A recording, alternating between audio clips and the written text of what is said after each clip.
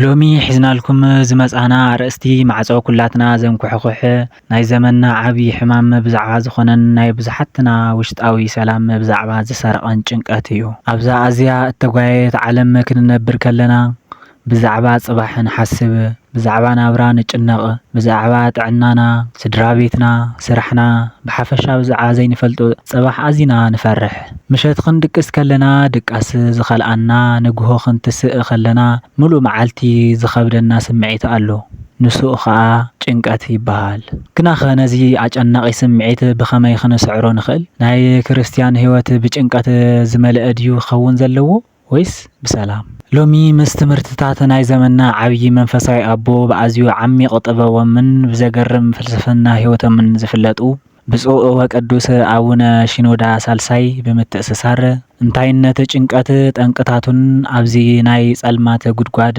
እንወጸሉ ዘላቂ ፍታሕን ብሰፊሑ ክንርኢና እዚ ትምህርቲ ምናልባት ሎሚ አብ ከቢድ ጭንቀት ንዘሎ ሰብ ዓብይ ናይ ፈውሲ መድሓኒት ክኸውን ይኽእል እዩ ስለዚ ክሳብ መወዳእታ ምሳና ክትጸንሑ ብዓብይ አኽብሮት ንዕድም ናብ ፍታሕ ቅድሚ ምኻድና ፈለማ ጭንቀት እንታይ ማለት እዩ ንዝብል ሕቶ ክንምልስ ይግባእ ኣብ ዓለም ስነ አእምሮ ጭንቀት ማለት ገና ንዘይተፈጥረ ምናልባት እውን ኣብ መጻኢ ክመጽእ ይኽእል እዩ ተባሂሉ ንዝሕሰብ ሓደጋ ወይ ሕማቕ አጋጣሚ አእምሮናን አካላትናን ዝህቦ ናይ ፍርሕን ጥንቃቐን ምላሽ እዩ አእምሮና ካብ ክውንነት ብዝያዳ እንታይ ክፍጠር ይኸውን ብዝብል ሓሳባዊ ፍርሒ ምስ ዝወሓጥ ጭንቀት ይውለድ ብመንፈሳዊ መነጽር ክንሪኦ ከለና ከዓ ጭንቀት ማለት ኣብ አምላኽ ዘሎና እምነት ምስ ዝዝሕል መለኮታዊ ሓለዋኡ ምስ እንርስዕ ከምኡውን መሪሕነት ህይወትና ካብ ኢድ ፈጣሪ መንጢልና ኣብ ናትና ድኹም መንኩብ ክንገብሮ ምስ እንፍትን ዝፍጠር መንፈሳዊ ዘይምርግጋእ እዩ ቅዱስ አቡነ ሽኖዳ ብዛዕባ ጭንቀት ክምህሩ ከለው ከምዚ ይብሉ ጭንቀት ማለት አምላኽ ኣብ ጥቃና ምህላው ናይ ምርሳዕ ውጽኢት እዩ ሓደ ቆልዓ አቡኡ ኢዱ ሒዝዎ ክጓዓዝ ከሎ አላ ሓንቲ ከም ዘይፈርሕ ንሕና እውን ናይ ሰማይ አቦና ኢድና ከም ዝሓዘና እንተኣሚንና እንጭነቐሉ አላ ሓንቲ ምኽንያት ኣይህሉን እዩ ጭንቀት ብትማሊ ብምጥዓስን ጽባሕ ብምፍራሕን መንጎ ናይ ሎሚ ጽብቕቲ ህያብ እንስእነሉ ዝሕዝን ፍጻመ እዩ ሐዋርያ ቅዱስ ጳውሎስ ናብ ሰብ ፊልጵስዩስ ኣብ ዝለኣኾ መልእኽቱ ምዕራፍ 4 ፍቕዲ 6 በዋላ ሓንቲ ኣይትጨነቁ ኢሉ ይእዝዘና እዚ ምኽሪ ጥራይ ዘይኮነስ ጽኑዕ መለኮታዊ ትእዛዝ እዩ ግናኸ ነዚ ትእዛዝ ምጥሓስ ስለምንታይ ብማዕበል ጭንቀት ክንውቃዕ ይገብረና ጠንቅታቱ ኸ እንታይ እዮም ጭንቀት ከምኡ ኢሉ ኣብ ኣየር ዝፍጠር ነገር ኣይኮነን ሱር ኣለዎ አቡነ ሽኖዳን አቦታት ቤተ ክርስቲያንን ጠንቅታት ጭንቀት ብዕምቆት ኣቀሚጦሙልና ኣለው ነቶም ቀንዲ ድማ ክንርኢና ቀዳማይ ብናይ ገዛ ርእስኻ ምስትውዓል ምምርኳስ ኣብ መጽሓፍ ምሳሌ ምዕራፍ 3 ፍቕዲ 5 ብሙሉእ ልብኻ ብእግዚአብሔር ተኣመን ናብ ምስትውዓልካ ከዓ ኣይትጸጋዕ ይብል እቲ ዝዓበየ ጠንቂ ጭንቀትና ነቲ ናይ ህይወት ሕንቅልቅሊተይ ብናይ ገዛ ርእስና ኣእምሮ ጥራሕ ክንፈትሖ ምፍታና እዩ ዓቕሚ ወዲ ሰብ ድሩት እዩ ናይ ጽባሕ ኩነታት ክንርኢ ኣይንኽእልን ኢና ግናኸ ኩሉ ነገር ባዕልና ክንቆጻጸሩ ኣለና ኢልና ክንሓስብ ዓቕምና ምስ ዝሓጽር ጭንቀት ይወርሰና አቡነ ሽኖዳ ጸገማትኩም ብናይ ገዛ ርእስኩም ብልሓት ጥራይ ክትፈትሑ ክትፍትኑ ከለኹም ናይ አምላኽ ኣብ መንጎኹም እታው ጠጠው ተብልዎ ኣለኹም ይብሉ ፈጣሪ ኣብ ዘይብሉ ውግእ ድማ ስዕረትን ጭንቀትን ግድን እዩ ይብሉና ካልኣይ ንነገር ዓለም ኣዚኻ ምፍታው እቲ ካልኣይ ምንጪ ጭንቀት ፍቕሪ ዓለም እዩ ንገንዘብ ንዝና ንስልጣን ወይ ንሰባት ኣዚና ክንፈቱ ከለናን ኣብዞም ነገራት እዚኣቶም ጥራይ ተስፋና ክንገብርን ከለና ነዞም ነገራት እዚኣቶም ናይ ምስኣን ፍርሒ ንውሽጥና ይበልዖ አቡነ ሽኖዳ ክምህሩ ከለው ምስ ምድሪ ኣጥቢዕካ ብዝተኣሳሰርካ መጠን ምድራዊ ነገራት ክናወጽ ከሎ ንስኻውን ሓቤርካ ትናወጽ ኢኻ ልብኻ ኣብ ሰማይ እንተጌርካዮ ግና ምድሪ እንተተገልበጠት እኳ ሰላምካ ኣይናወጽን እዩ ኢሎም ኣለው ሳልሳይ ብዛዕባ ጽባሕ ኣዚኻ ምሕሳብ ጎይታና መድኃኒናን ኢየሱስ ክርስቶስ ኣብ ማቴዎስ ወንጌል ምዕራፍ 6 ፍቕዲ 34 ንጽባሕ ንርእሳ ትጭነቕ እያ እሞ ጽባሕ ንርእሳ ትጭነቕ እያ እሞ ንጽባሕ ኣይትጨነቑ ነታ መዓልቲ ክፍኣታ ይኣኽላ ኢሉ ምሂሩ እዩ። ንሕና ግና ናይ ሎሚ ጸጋ ሓዲግና ገና ኣብ ዘይመጸት ጽባሕ ተንጠልጢልና ንሳቐ ጽባሕ እንተጠምየስ ጽባሕ እንተሓሚመስ ጽባሕ እንተተሰዲደስ እናበልና ንዘየለ ግዳም ዝኾነ ኣራዊት ኣብ ሓሳብና ፈጢርና ንቃለስ። ኣምላኽ ናይ ሎሚ ጸጋ ዳ እምበር ናይ ጽባሕ ጸጋ ሎሚ ኣይውህናን እዩ። ብዛዕባ ጽባሕ ምጭናቕ ኣምላኽ ጽባሕ እውን ምሳና ከም ዝኸውን ዘይምእማን እዩ። ራብዓይ ሓጢኣትን ወቐሳ ሕልናን ሓደ ግዜ ጭንቀት ዝምንጩ ካብ እተበላሸወ መንፈሳዊ ህይወት እዩ። ካብ ኣምላኽ ሪሒቑ ኣብ ሓጢኣት ዝነብር ሰብ ሰላም ሕልና ኣይህልዎን እዩ።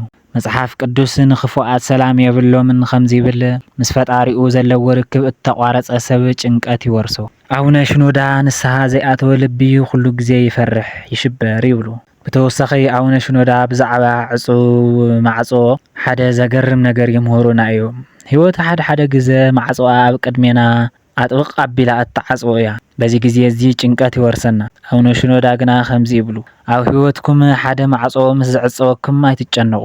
ምክንያቱ ኣምላኽ ነቲ ማዕጾ እቲ ዝዓጸዎ ዝሐሸ ካልእ ሓድሽ ማዕጾ ከፍተልኩም ስለ ዝደለየ እዩ። ናይ ብዙሓትና ጸገም ግና ተስፋ ቆሪጽና ነቲ እተዓጸወ ማዕጾ እናረኣና ስለ እንበኪ ኣምላኽ ዘዳለወልና ሓድሽን ክፉትን ማዕጾ ከይንርኢ ንዕወር። ስለዚ ነቲ እተዓጸወ ማዕጾ ምኩሕኳሕ ሓዲግና ኣምላኽና ናብ ዝኸፈተልና ሓድሽ ምዕራፍ ህይወት ክንስጉም ይግባአና። ካልእ ኣብ መጻሕፍቶም እንረኽቦ ዓሚቝ ጥበብ ካፕቴን ናይታ መርከብ ዝብል ትምህርቲ እዩ። ጭንቀት ዝመጽእ ኩሉ ነገር ባዕልና ክንመርሕ ምስ እንደሊ እዩ። ኣቡነ ሽኖዳ ከምዚ ኢሎም ኣለዉ፣ ኣብ ሓንቲ ዓባይ መርከብ እተሰቐለ ተጓዓዛይ ማዕበል ምስ ዝለዓል ነታ መርከብ ከመይ ከሽከርክራ ኢሉ ኣይጭነቕን እዩ። ምክንያቱ ንሱ ናቱ ስራሕ ኣይኮነን። ናቱ ብጽሒት ኣብቲ ዝሰልጠነ ካፕቴን ናይታ መርከብ ምትእምማን ጥራሕ እዩ። ኣርከይ ናይ ህይወትካ መርከብ ካፕቴን ኣምላኽ እዩ። ነቲ ማዕበል ምህዳእ ናትካ ዘይኮነስ ናቱ ስራሕ እዩ። ንስኻ ተጓዓዛይ ዳ እምበር መራሒ ኣይኮንካን እሞ መሪሕነት ንጎይታ ግደፈሉ። እቲ ሳልሳይን ኣዝዩ ዘጸናንዕን ትምህርቶም ብዛዕባ ስቕታ ኣምላኽ እዩ። ኣብ ከቢድ ጭንቀት ኮይንና ክንጽሊ ከለና ሓደ ግዜ ሰማይ እተዓጽወ ፈጣሪ ድማ ስቕ ዝበለ ይመስለና። በዚ ግዜ እዚ ኣቡነ ሽኖዳ ከምዚ ኢሎም የጸናንዑና፣ ስቕታ ኣምላኽ ማለት ኣምላኽ ኣይሰርሕን ኣሎ ማለት ኣይኮነን። መምህር ኣብ ግዜ ፈተና ንተምሃሮኡ ስቕ ኢሉ ከም ዝዕዘቦም ኣምላኽ እውን ኣብ ግዜ ፈተና እምነት ስቕ ይብል እዩ። ግናኸ ኣብ ውሽጢ እቲ ስቕታ ኮይኑ ናትኩም ምሕላፍ ይጽበ ኣሎ። ስለዚ ነቲ ስቕታኡ ከም ምሕዳግ ኣይትቑጸርዎ።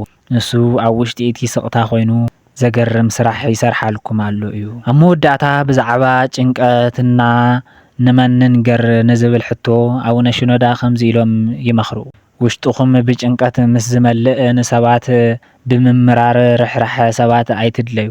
ናይ ሰባት ርህራህ ግዝያዊ መህድኢ እምበር ዘላቒ ፈውሲ ኣይህብን እዩ። ብኣንጻሩ ማዕጾኹም ዓጺኹም ንብዓትኩም ኣብ ቅድሚ ኣምላኽ ኣፍስሱ። ኣብ ቅድሚ ኣምላኽ ዝፈስስ ንብዓት 1000 ቃላት ክገልጽዎ ዘይኽእሉ ጸሎት ናብ ሰማይ የብጽሕ። ጭንቀትካ ንሰብ ካብ እትነግር ንብዓትካ ንፈጣሪ ሓደ ረሃብ። ንዮሴፍ ኣሕዋቱ ናብ ጉድጓድ ክደርብይዎ ከለዉ ክሸጥዎን ክእሰርን ከሎ ኣብቲ ግዜቲ ዘሐዝን ኣጨናቕን ነይሩ። ግናኸ መወዳእተኡ ንጽቡቕ ኾነ፣ ገዛኢ ግብጺ ኾነ። ኣቡነ ሽኖዳ ከምህሩ ከለው ዝበጽሓካ ነገር ኩሉ ኣመስጊንካ ተቐበሎ። ምክንያቱ ብድሕሪኡ ንስኻ ዘይትርእዮ ኣምላኽ ግና ዘዳልወልካ ዓብዪ በረኸት ኣሎ።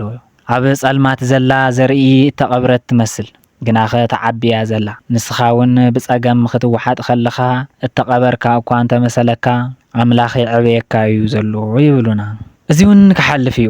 ዝሓረገ እዚኣ ኣብ ትምህርታት ኣቡነ ሽኖዳ ዓብዪ ስፍራ ኣለዋ። ኣብ ህይወት ነባሪ ዝኾነ ምድራዊ ነገር የለን። ሓጎስ እውን ይሓልፍ እዩ፣ ሓዘን እውን ይሓልፍ እዩ፣ ጥዕና እውን ይሓልፍ እዩ፣ ሕማም እውን ይሓልፍ እዩ። ሎሚ ልብኻ ዘድመየ ድቃስ ዝኸልኣካ ፍታሕ ዘይብሉ ዝመስል እቲ ከም ዓብዪ ኸረን ዝነበረ ጸገም ጽባሕ ተዘክሮ ኮይኑ ክሓልፍ እዩ። ኣቡነ ሽኖዳ ከምዚ ኢሎም ኣለዉ፣ ዝኾነ ይኹን ጸገም ፈለማ ክመጽእ ከሎ ዓብዪ ይመስል፣ ግዜ እናሓለፈ ክኸይድ ከሎ ግና እናናእሰ ይመጽእ እሞ ኣብ መወዳእታ ይሓልፍ። ስለዚህ ንዝሓልፍ ነገር ብምሕሳብ ነቲ ዝሓልፍ ናይ ነፍስኻ ሰላም ኣይትስኣን እዋዓርከይ ሎሚ ዘለኻዮ ኣጨናቂ ኩነታት መወዳእታ ኣይኮነን ታሪኽካ ገና ኣይተወድአን ፈጣሪኻ ገጹ ገሊጹ ሓድሽ ምዕራፍ ክጽሕፈልካ እዩ እዚ እውን ክሓልፍ እዩ ነቲ ዓሚቆ ፍልስፍና ኣቡነ ሽኖዳ ምስ ተረዳእና ሕጂ ከዓ ኣብ ዕለታዊ ህይወትና ጭንቀት ብኸመይ ብተግባር ክንስዕር ከም እንኽእል መንፈሳውን ስነ ኣእምሮውን ፍትሓት ነወሃህድ ቀዳማይ ጸሎትን ቃሉ ምስትንታንን ጭንቀት ማለት ምስ ገዛ ርእስና እንገብሮ ዘድክም ዝርርብ እዩ ጸሎት ድማ ምስ ኣምላኽ እንገብሮ ሓይሊ ዘለዎ ዝርርብ እዩ ንጭንቀት ብጸሎት ተካእዩ ሐዋርያ ቅዱስ ጴጥሮስ ንሱ ብዛዕባኹም ይሓሊ እዩ እሞ ዘጨንቐኩም ኩሉ ናብኡ ደርቢዎ ይብል ኣቡነ ሽኖዳ ክምህሩ ከለዉ ኣብ ኣእምሮኻ ብዙሕ ሓሳባት ክመላለስ ከሎ ኣእምሮኻ ዕጾሞ ብብርክኻ ተንበርክኽ ኣምላኽ ካብ ናትካ ኣእምሮ ንላዕሊ ዝሓሸ ፍታሕ ኣለዎ ይብሉ ካልኣይ ብናይ ሎሚ ምንባር መብዛሕትኡ ጭንቀትና ዘሎ ኣብ ጽባሕ እዩ ናይ ጭንቀት እቲ ዓብዪ ፈውሲ ንሎሚ ብግቡእ ምንባር እዩ ትማሊ ሓሊፉ እዩ ክትቕይሮ ኣይትኽእልን ኢኻ ጽባሕ ገና ኣይመፀን ኣብ ኢድካ የለን ኣብ ኢድካ ዘሎ እዚ ሕጂ ዘለኻዮ ህይወት እዩ ሎሚ ክትገብሮ ዝግባእ ሰናይ ነገር ግበር ሎሚ በርቲዕኻ ስራሕ ሎሚ ንስድራ ቤትካ ኣፍቅር ሎሚ ጸሊ ናይ ጽባሕ ጾር ሎሚ እንተ ዘይጽዕንካዮ ናይ ሎሚ መዓልቲ ቀላልን ጽብቕትን እያ ሳልሳይ ንኹሉ ምቁጽጻር ምግዳፍን ንኣምላኽ ምሕዳግን ንኹሉ ነገር ንሕና ክንቆጻጸር ከም እንኽእል ምሕሳብ ናይ ጭንቀት መፍረይ ፋብሪካ እዩ እቲ ሓቂ ግና እዚ እዩ ክንቆጻጸሮም እንኽእል ነገራት ኣለዉ ፈጺምና ክንቆጻጸሮም ዘይንኽእል ነገራት ድማ ኣለዉ ሰላም ዝመጽእ ነቲ ክንቆጻጸሮ ዘይንኽእል ነገር ብጸጋ ተቐቢልና ንኹሉ ዝኽእል ኣምላኽ ሓሊፍና ምስ እንህብ እዩ ኣቡነ ሽኖዳ ከም ዝበልዎ ንኹሉ ነገር ክትርዳእ ትጽቢት ኣይግበረልካን እዩ ንኹሉ ነገር ሓሊፍካ ንኣምላኽ ክትህብ ግና ትጽቢት ይግበረልካ እዩ ይብሉ ራብዓይ ኣንፈት ትኹረትካ ምዕራይ ጭንቀት ንምስዓር ዝሕግዘና ካልእ ዓብዪ መንፈሳዊ መሳርሒ ኣንፈት ትኹረትና ምቕያር እዩ ቅዱስ ጴጥሮስ ኣብ ልዕሊ ባሕሪ ክስጉም ከሎ ትኹረቱ ኣብ ክርስቶስ ምስ ገበረ ኣብ ልዕሊ ማዕበል ተጓዓዘ ግናኸ ትኹረቱ ካብ ጎይታ ነቒሉ ናብቲ ዘፈርሕ ንፋስን ማዕበልን ምስ ገበረ ብኡ ንብኡ ክጥሕል ጀመረ ኣቡነ ሽኖዳ ነዚ ከብራህርሁ ከለዉ ኣብ ህይወትኩም ጸገም ምስ ዘጋጥመኩም ንጸገምኩም ኣይተጽንዕዎ የግዳስ ነቲ ፍታሕ ወሃቢ ዝኾነ ኣምላኽ ጠምቱ ትኹረትኩም ከምቲ ጸገም ምስ ዝኸውን ትጥሕሉ ትኹረትኩም ኣብ ፈጣሪ ምስ ዝኸውን ግና ኣብ ልዕሊ እቲ ጸገም ትስጉሙ ይብሉና ስለዚ ማዕበል ጭንቀት ምስ ዝለዓለኩም ንኣእምሮኹም ካብ ስፍሓት እቲ ጸገም ኣልዒልኩም ናብ ናይ ኣምላኽኩም ኩሉ ኸኣልነት ምለስዎ ሓምሻይ ምስጋና ምብዛሕ ጭንቀት ንትኹረትና ኣብቲ ዘይብልናን ዝጎደለናን ነገር ከም ዘተኩር ይገብሮ ምስጋና ድማ ትኹረትና ኣብ ኣምላኽ ዝሃበና ነገር ከም ዘተኩር ይገብሮ ንግሆ ክትትስእ ከለኻ ብዛዕባ ጥዕናኻ ብዛዕባ ስድራ ቤትካ ኣመስግን መመስገኒ ትልቢ ንጭንቀት ቦታ የብላ ቅዱስ ዮሃንስ አፈወርቅ ኣብ ግዜ ጸገምካ ንኣምላኽ ከተመስግን እንተኽኢልካ ንዲያብሎስ ከተሕፍሮ ኢኻ ይብል ሻድሻይ ንስሓን ርእስኻ ምጽራይን ኣብ ውሽጥና እተሓብአ ሓጢኣት ወይ ቂም እንተሎ ሰላም ኣይህልወናን እዩ ንኻልእ ይቕረ ክንብልን ምስ ፈጣሪና ብንስሓ ክንዕረቕን ኣለና ካብ መንኩብና ዓብዪ ኸረን ይወርድ ንጹሕ ህልና ንጽቡቕ ድቃስን ሰላማዊ ውዕሎን እቲ ዓብዪ ምስጢር እዩ ናብ መዛዘሚ ቅድሚ ምምጻእና ነዚ ሓሳብ ብዝያዳ ንጹር ዝገብር ሓደ ሓፂር መንፈሳዊ ምሳሌ ወይም ኣብነት ከካፍለኩም ሓደ ድኻ ተጓዓዛይ ኣዝዩ ከቢድ ጾር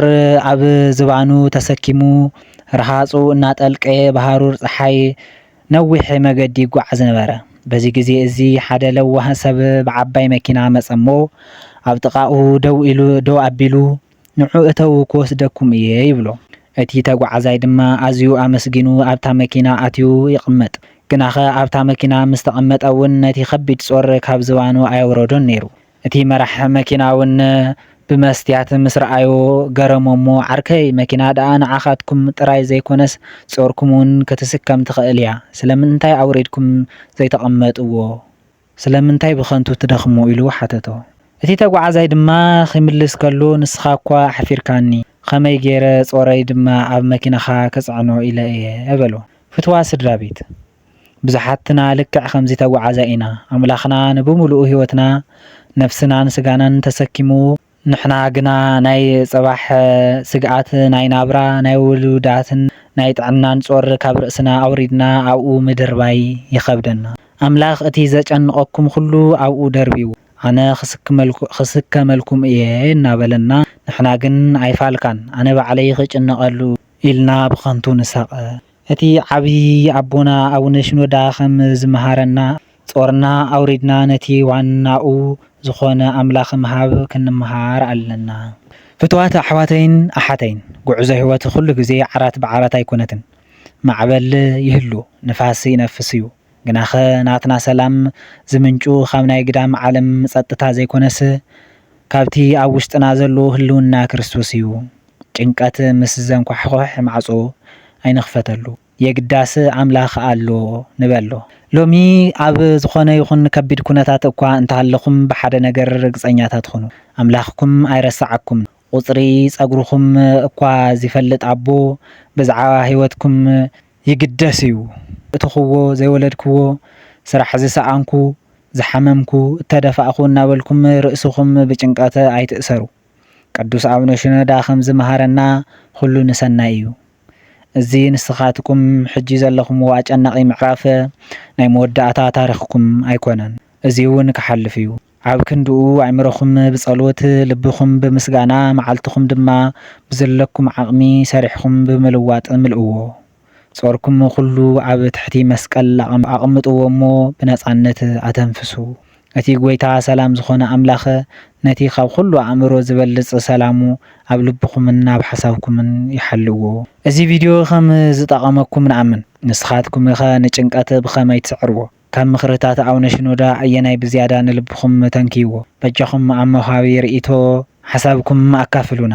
ሓደ ዝተጨነቐ ሓወይ ሓፍቲ ነዚ መልእኽቲ ሰሚዑ ምእንቲ ክጸናናዕ ነዚ ቪድዮ ሼር ብምግባር ሐዋርያ ሰላም ኩኑ። ቻነልና ሰብስክራይብ ስለ ዝገበርኩምን ነቲ ናይ ደወል ምልክት ስለ ዝጸቐጥኩምን ብልቢ ነመስግን።